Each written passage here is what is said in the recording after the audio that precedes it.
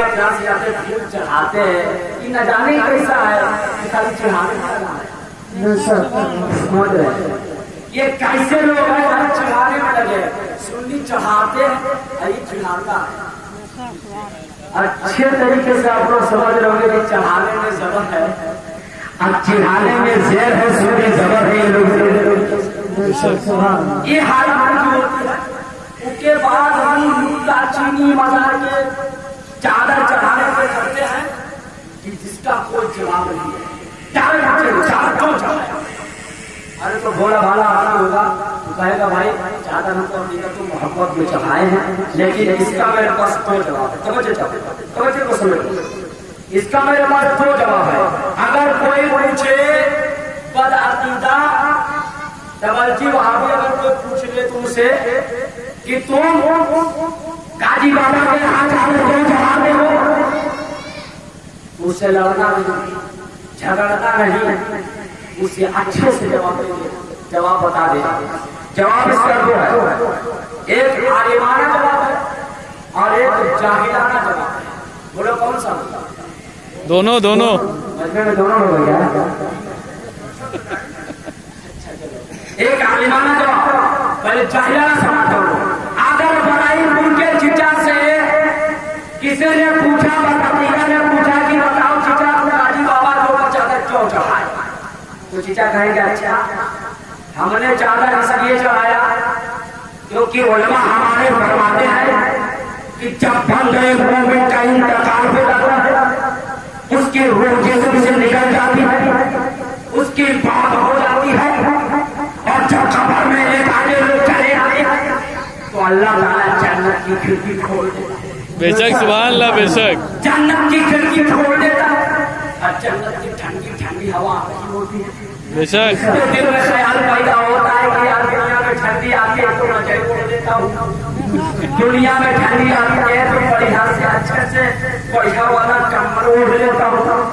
और ये तो पता नहीं 70 साल 80 साल दुनिया में रहे, जब गर्मी आई तो पंखे की ठंडी ठंडी हवा, और जब ठंडी आई तो रजाई की गर्म।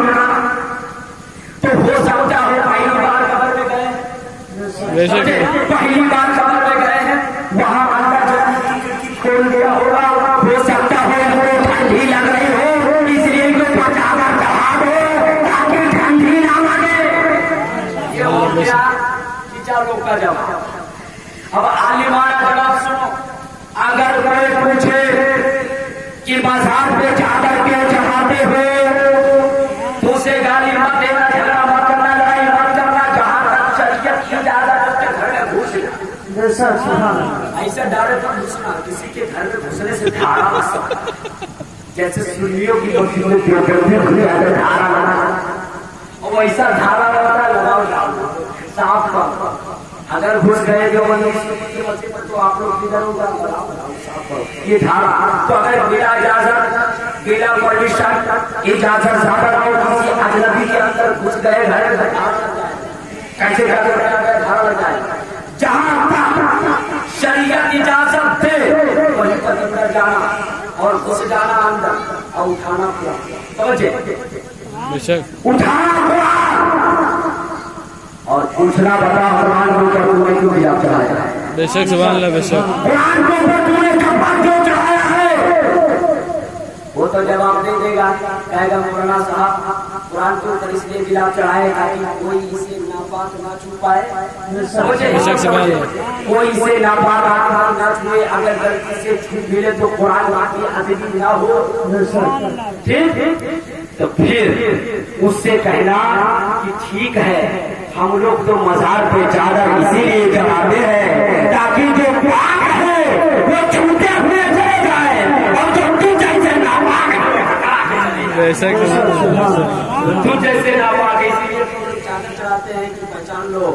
और फिर पूछो कि बता खाने काबा पे खिला क्यों चढ़ा, हो सकता है वो बहाना मार देता है, वहां सऊदी वाले चढ़ाते, हमको क्या मालूम क्यों चढ़ा है।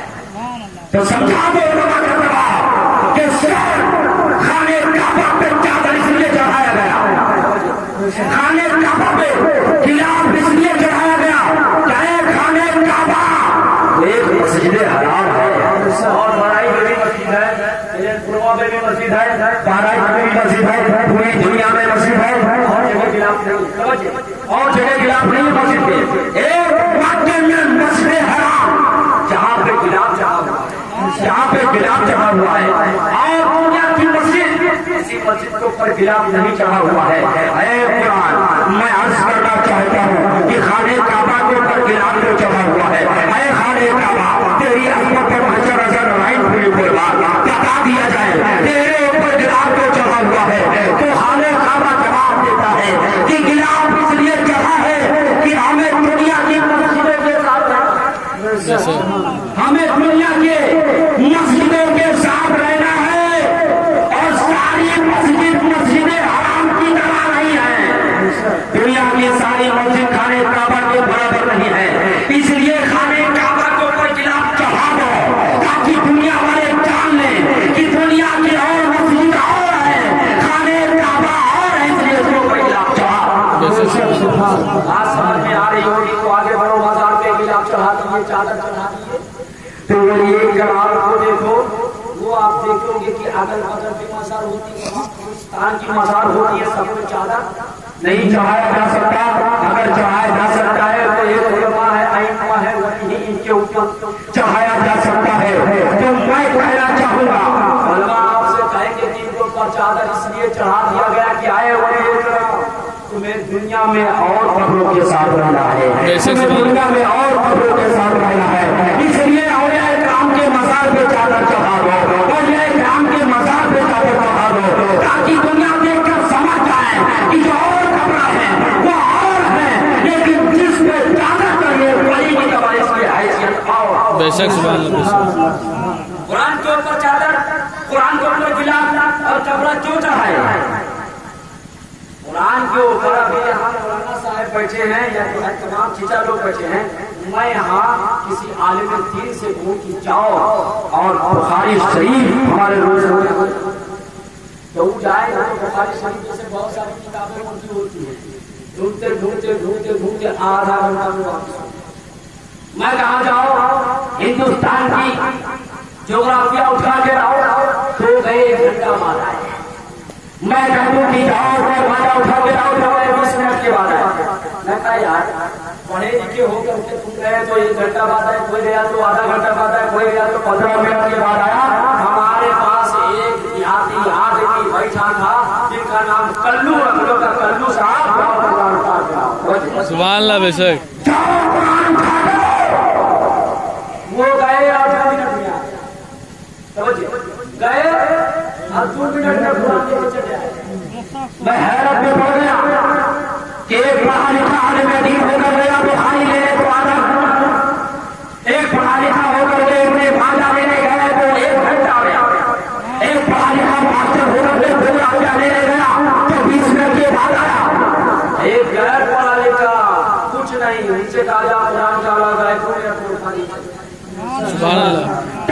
चाहूंगा आप बात समझ में आ गई कि कुरान पे गिलाफ क्यों चढ़ाया जाता है, तो बात समझ में आई, इसलिए चढ़ाया जाता कि कुरान तुझे दुनिया की किताबों के साथ रहना है, कुरान के ऊपर गिलाफ चढ़ा दो ताकि हर दुनिया वाले इन किताबों के साथ मुझे ना समझे, ये किताबें और है और कुरान कलामुल्लाह।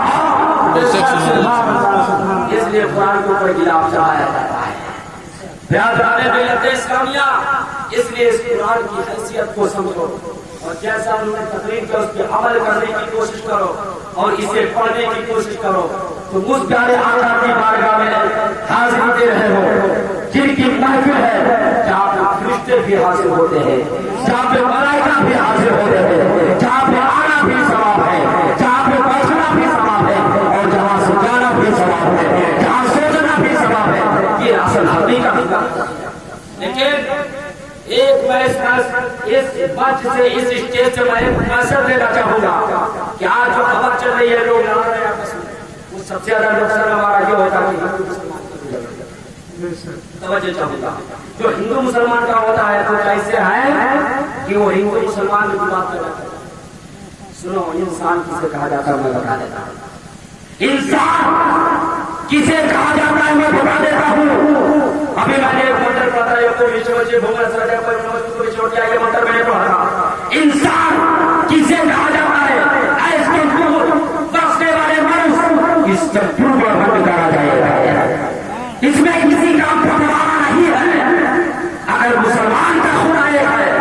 तो हिंदू का भी खुदा एक है। अगर मुसलमान का हम सबका अंतिम ऋषि, हम सबका सबसे हाई फाई प्रॉफिट अगर मक्का की सरजमीन में पैदा हुआ है तो वही प्यारा मानवाते हैं जो मैं हिंदुओं के लिए भी रहमत कराया। ये विवाद पैदा करते हैं, मुसलमान अपने आपस में लड़ते हैं, ये नहीं करना चाहिए। जब इंसान, हमारी हिस्ट्री कहती है, हमारे उलमा फरमाते हैं, हमारे मुफ्ती फरमाते हैं कि मुसलमान तो बाद में बनते हैं, पहले इंसान बेशक पहले इंसान को बनो, मुसलमान को बाद में बनना होते हैं। आजकल तो मुसलमान होने के बाद भी इंसान से मेरे प्यारे आका ने इस्लाम का ये सेवा नहीं। आज क्या वजह है जो ये कलमा वाले को नहीं हम कलमा पढ़ा सकते, किसी एक को कलमा नहीं पढ़ा पाते, क्या वजह इसका आपने कभी सोचा? मक्का की सरजमीन पे प्यारे आका ने इस्लाम है, तवज्जो रखूंगा, एक कलमा बोल मुसलमान नहीं है, प्यारे आका ने इस्लाम दरवाजा सुभान अल्लाह देखने में यहूदी है, मुसलमान नहीं है।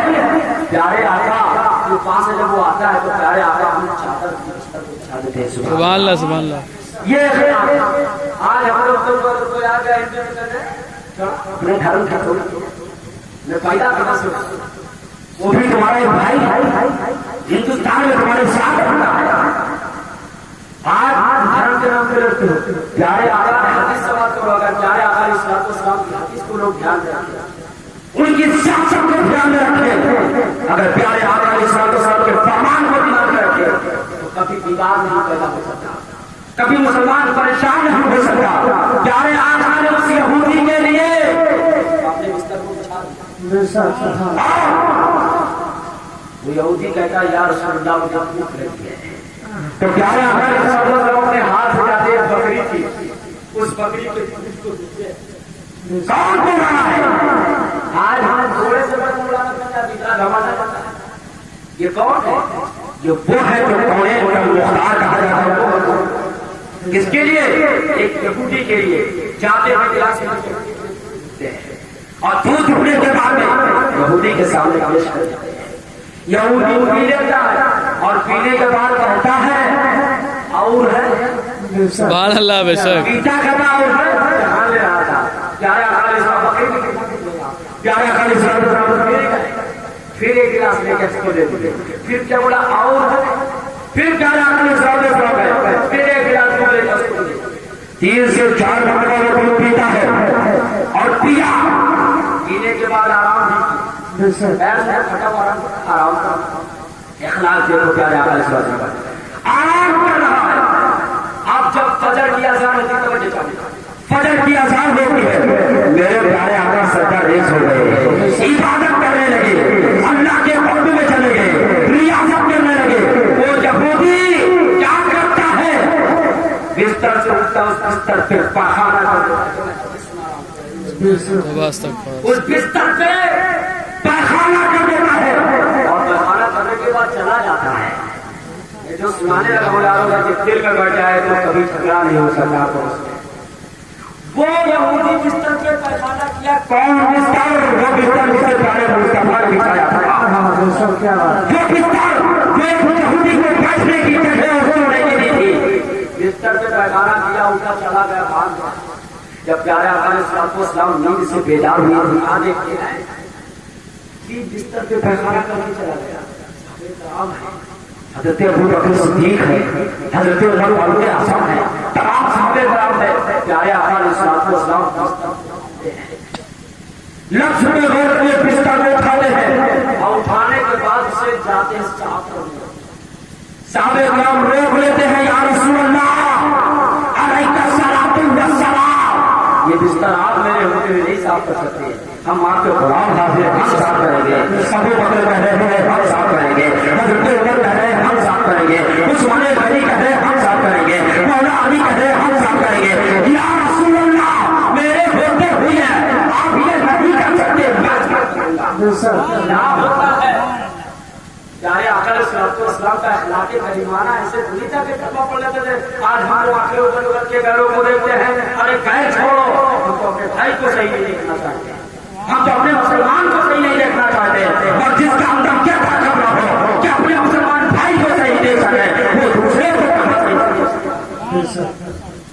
प्यारे आका ने फरमाया नहीं प्यारे भक्तों मेरे मानने वालों सुनो, तुम नहीं साफ करोगे मेहमान मेरा था मैं साफ करूंगा, मेहमान मेरा था मैं साफ करूंगा। इतने में वो एक ताबीज भूल गया था, यहूदी दरवाजे पे आ गया, यहूदी दरवाजे पे आ गया, चुकी से सुन रहा था कि ये तुमको ऐसी भारत है ऐसे अतिवृष्टि इस प्रकार से कल्पना है करती है उतारती है कि ये जो है अपने भक्तों से अपने गुलामों से अपने मेहमान की हुई खबरा को नहीं साफ कराना चाहते, इनसे अच्छा कोई हो नहीं सकता है। ये तो खुद कह रहे हैं कि मेहमान मेरा है मैं खुद साफ करूंगा।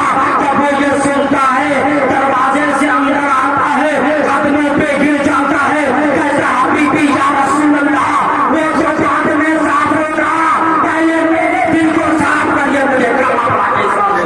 सुभान अल्लाह, नारे तकबीर, अल्लाहु अकबर, नारे रिसालत, या रसूल अल्लाह, जिंदाबाद, मसनदे आला हज़रत, जिंदाबाद, नारे तकबीर, अल्लाहु अकबर, नारे रिसालत। या रसूल अल्लाह।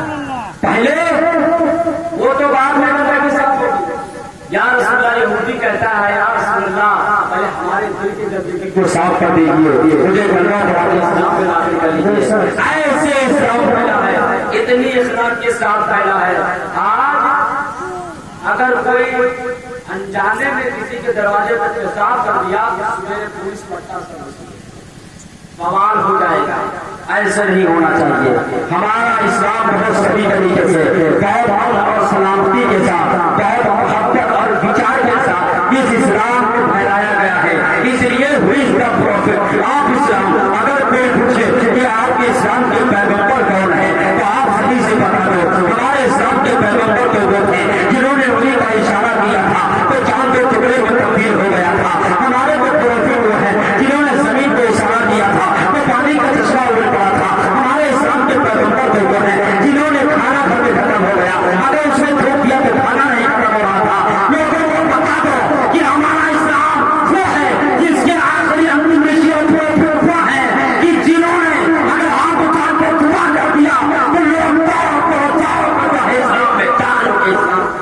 बेशक सुभान अल्लाह।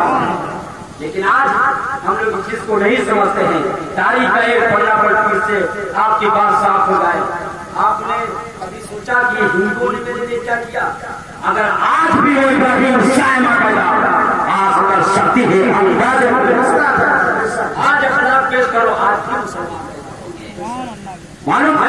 आप जाइए बनारस की सरस्वती को देख लीजिए, ज्ञान वापी उसका नाम है ज्ञान वापी।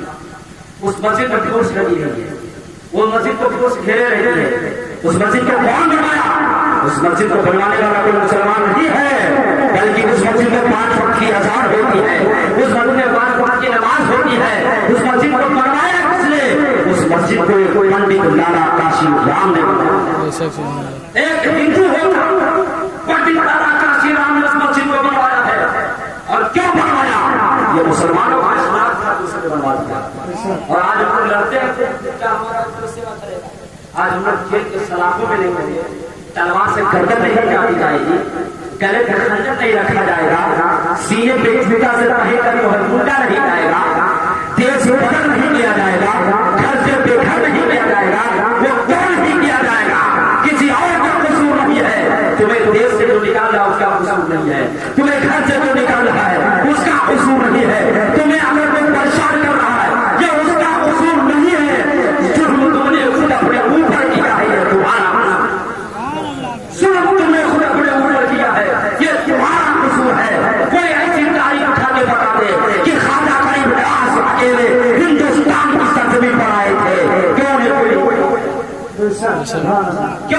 कोई नहीं भगा पाया? उन्हें क्यों नहीं कोई जला पाया? बगल में से मुसल्ला, हाथ में तस्बीह, लब्बे ला इलाहा इल्लल्लाह और पेशानी मोहम्मद रसूलुल्लाह पर। बेशक सुभान अल्लाह, बेशक। लेकिन तारीख गवाह है जब खाजा गरीब रहा अपने इस्लाम को फैलाना शुरू करते हैं और जब गेट को खोलते हैं मोहब्बत के गेट को, तो उस वक्त एक भी मुसलमान नहीं थे। लेकिन जब मोहब्बत के दरवाजे को खोलते हैं तो उस दरवाजे से 90 लाख लोग होकर जमा होकर इस्लाम बेशक सुभान अल्लाह, और मुसलमान हो जाते हैं। आज भाई के अहमद रजा खान का नाम क्यों लिया जाता है? इसलिए नहीं लिया जाता कि इसलिए नाम नहीं लिया जाता कि उन्होंने बहुत सारी किताबें लिखी है, इसलिए नाम नहीं लिया जाता कि वो सैयदी आला हज़रत है। बता दो भारत में कोना जब तक दुनिया कायम रहेगी, कोना भारत में जब तक दुनिया कायम रहेगी तब तक लिया जाएगा।